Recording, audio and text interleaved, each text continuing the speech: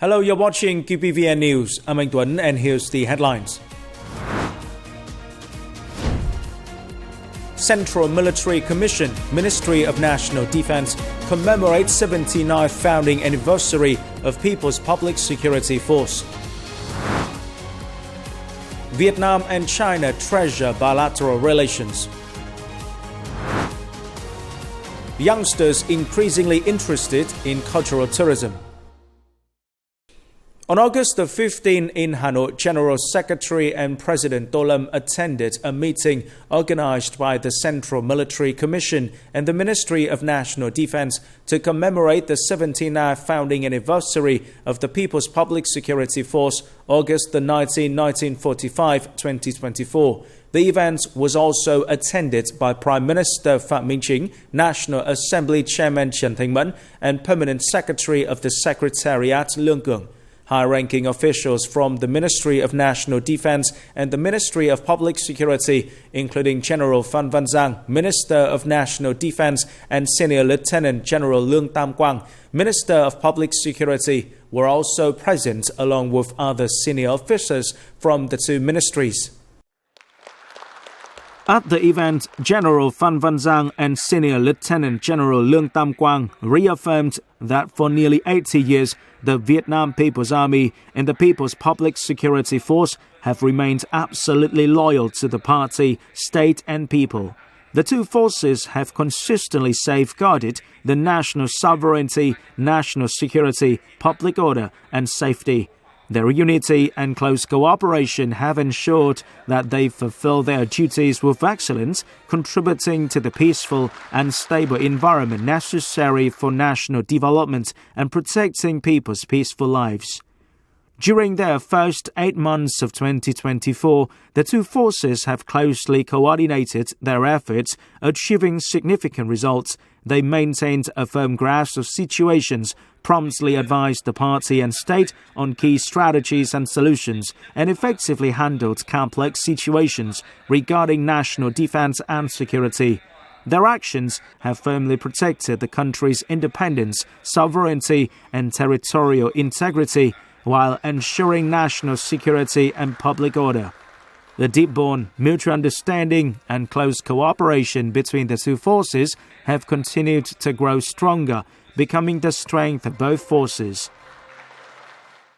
On August the 15th in Hanoi, the General Political Department of the Vietnam People's Army held a preliminary conference to summarize the coordination between the General Political Department and central agencies and organizations in the construction and operation of the defensive area for the 2021-2023 period and directions for the 2024-2026 period under the chair of Senior Lieutenant General Trịnh Văn Quyết, Chairman of the General Political Department of the Vietnam People's Army. General Phan Văn Giang, Minister of National Defense, addressed the event. General Phan Văn Giang requested that the General Political Department continued coordinating and making advisory proposals on implementing the party and state's guidelines and policies for the military and the home front, while mobilizing and effectively using social resources in ensuring policies and synchronously implementing solutions to promote defense relations and people-to-people diplomacy, grasping the situations and results of local defensive area construction. On August the 15th in Hanoi, General Phan Văn Giang, Minister of Vietnam National Defense, received a high-ranking delegation of the Malaysian Defense Forces led by General Tan Sri Datuk Seri Mohammed bin Abdurrahman, Chief of the Malaysian Defense Forces, who is on an official visit to Vietnam from August the 13th to the 16th, 2024. Briefing his host on the good outcomes of his talks with Senior Lieutenant General Nguyễn Tân Cương, Chief of the General Staff of the Vietnam People's Army and Deputy Defense Minister, the Malaysian Defense Chief said that the two sides shared common views on many issues of mutual concern, enhanced cooperation in responding to security challenges, especially non-traditional security, humanitarian assistance, disaster relief, and discuss measures to promote and deepen their ties. General Phan Văn Giang highly appreciated the result of the talks, at the same time affirmed that Vietnam supported Malaysia in its role as ASEAN chair in 2025. He suggested that the two militaries continued to fully and effectively implement the Deputy Ministerial Defense Policy Dialogue Mechanism, while establishing mechanisms of Air Force consultations and exchange for young officers, promoting collaboration in promising areas such as defense industry, military medicine, United Nations peacekeeping, and continuing to consult and support each other at multilateral forums. In December 2024, the Ministry of Vietnam National Defense will celebrate the Vietnam People's Army's 80th founding anniversary and the second Vietnam International Defense Exhibition. Minister Phan Van Giang respectfully conveyed his regards and invitation to the Malaysian Minister of Defense to attend these events, while underlining that Vietnam would also welcome Malaysian defense industry enterprises at the exhibition. According to a statement from the Ministry of Foreign Affairs on August 15, at the invitation of General Secretary of the Communist Party of China and President of the People's Republic of China Xi Jinping and his spouse, the General Secretary of the Communist Party of Vietnam and President of the Socialist Republic of Vietnam Tô Lâm, along with his spouse, will pay a state visit to China from August 18 to the 20th. Vietnam and China established diplomatic relations on January 18, 1950. The friendship between the two countries, nurtured by President Ho Chi Minh and Chairman Mao Zedong, along with successive generations of leaders, has become a valuable shared asset of both countries. This relationship has played a vital role in maintaining the traditional Vietnam-China friendship, bringing tangible benefits to the peoples of both countries. The upcoming state visit from August 18 to the 20th will mark President Tô Lâm first official trip abroad since assuming his new position. China hopes this visit will continue to build on the traditional friendship between the two countries and further strengthening political trust. The visit aims to deepen the strategic significance of building a community with a shared future between China and Vietnam. Both sides will pursue a path of socialist modernization tailored to their own national characteristics, while jointly contributing to global socialist development and making positive contributions to regional and global peace, stability, and development. Over the past 74 years, the Vietnam-China relations have generally maintained a positive trajectory, achieving numerous significant historical milestones following the two countries' agreement in December 2023 to deepen and elevate their comprehensive strategic cooperative partnership and build a community with a shared future with strategic significance. The relations have continued to develop positively across various sectors, fostering dynamic and effective cooperation. Both sides have worked diligently towards their shared understanding of the Six More, promoting cooperation and development across all areas. Both countries are satisfied with the progress achieved so far.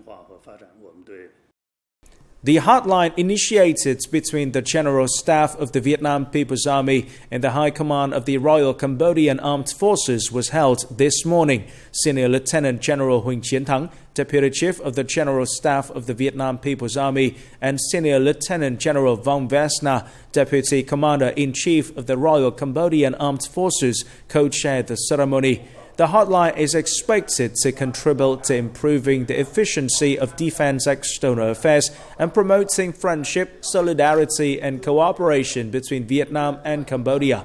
The competent agencies of the Ministry of Vietnam National Defense, the General Staff of the Vietnam People's Army, and the Ministry of National Defense, the High Command of the Royal Cambodian Armed Forces, are requested to continue to coordinate closely, ensure that the hotline is always open and ready to serve the leaders of the General Staff of the Vietnam People's Army and the High Command of the Royal Cambodian Armed Forces.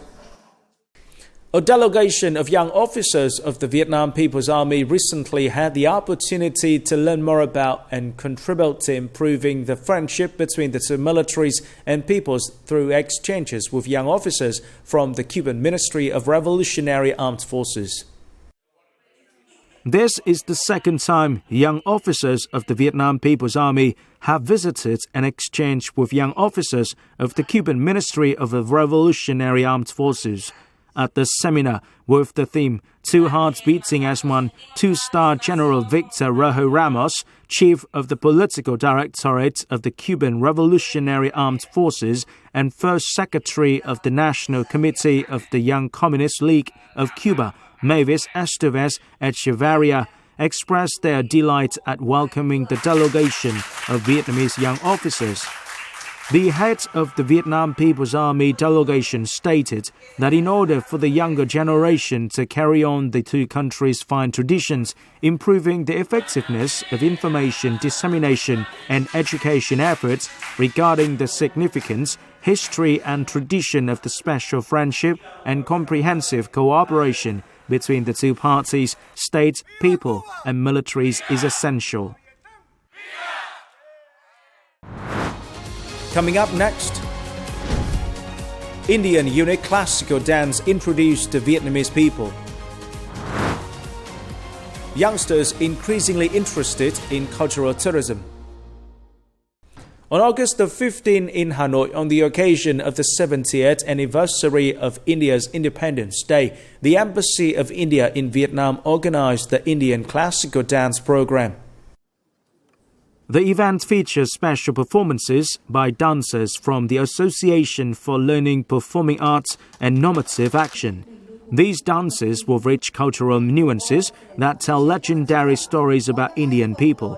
Odissi dance, which originated in the state of Orissa in eastern India, is one of India's oldest classical dance forms. Regarded as the quintessence and pinnacle of Indian performing arts, expressing women's beauty, praising the power of good, dispelling evil, and welcoming the gods of peace and prosperity. The program's goal is to foster people-to-people and cultural value exchange, as well as strengthen Vietnam and India's cooperative partnership. It also looks to raise Vietnamese awareness of Indian art and culture. It is expected to take place in major Vietnamese provinces and cities, including Hanoi, Ho Chi Minh City, Hải Phòng, Huế, Vĩnh Phúc, and Biên Hòa.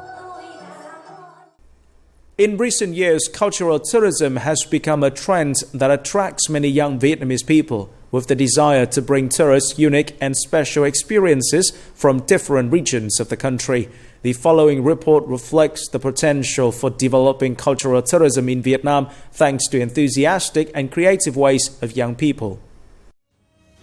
Home to more than 40,000 relics, many of which are on the UNESCO Heritage List, Vietnam is considered a country with great potential for developing cultural tourism. All of these invaluable resources are waiting for young people to exploit. Young Vietnamese people today are enthusiastic, vibrant and sharp, proficient in using technology applications and social platforms to promote cultural values. They are also ready to follow new trends, dare to step out of their comfort zone to create new ways of doing things.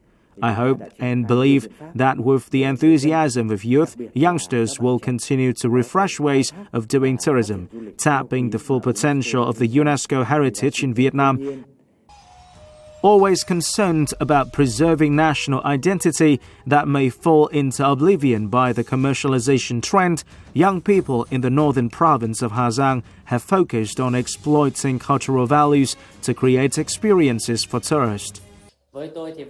This is Hoa Lo Present. After more than 5 years being touted on social media platforms, it has become a rendezvous for young readers across the country.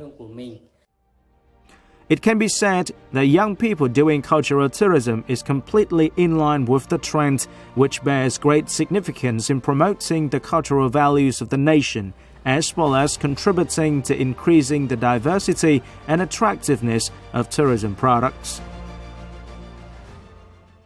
This is the end of the QPVN News today. Remember to watch our news again at qpvn.vn. Thank you for watching and goodbye for now.